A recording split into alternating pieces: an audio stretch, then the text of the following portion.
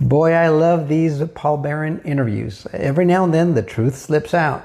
And he's asking this young lady, when will the financial institute, or who will the financial institutions choose? Which blockchain, you know? And she tells him what she thinks, which is exactly what you would expect, right? A Bitcoin maxi or an Ethereum maxi, it's all the same group of people. That's what she says, Bitcoin and Ethereum. And he goes, well, why hasn't that happened yet? I mean, Bitcoin's at an all-time high. And she gives them the one thing that we all know, and we know why they haven't chosen, or chosen Bitcoin especially. She says, why would I own an asset that I don't even know who created it? Because it was intended to be a head fake for us. It does not have utility. It doesn't function. It does not meet the expectation set out in its own white paper. You know who does meet the expectation laid out in the Bitcoin white paper? XRP does. And since they were both built by the same people, it kind of stands to reason you'd have a head fake making you look one way while the real thing's being built on the other side, right?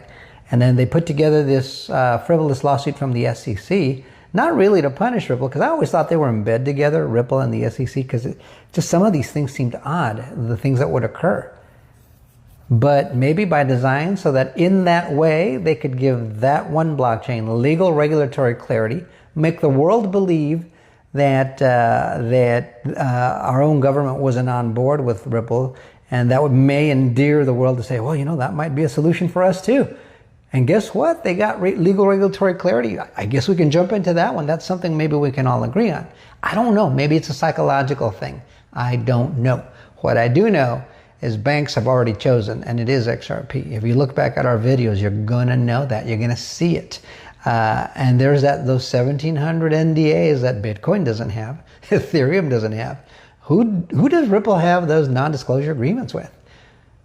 I'll give you one guess, and I think that's all anybody will need. It's kind of obvious what it's built for.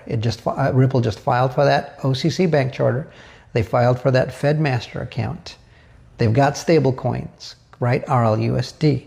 They bought Rail to facilitate more movement of those stable coins. They have custody. They bought Metaco and Standard Custody. Now they call it Ripple Custody.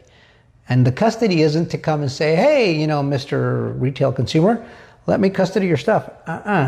They went straight to the banks and says, hey, you guys can offer custody for digital assets to your customers through us. Yeah, they went for the big fish is what they did. That's what you would do. That's exactly what you would do. And in the previous video, I shared with you the heavy hitters that are behind or working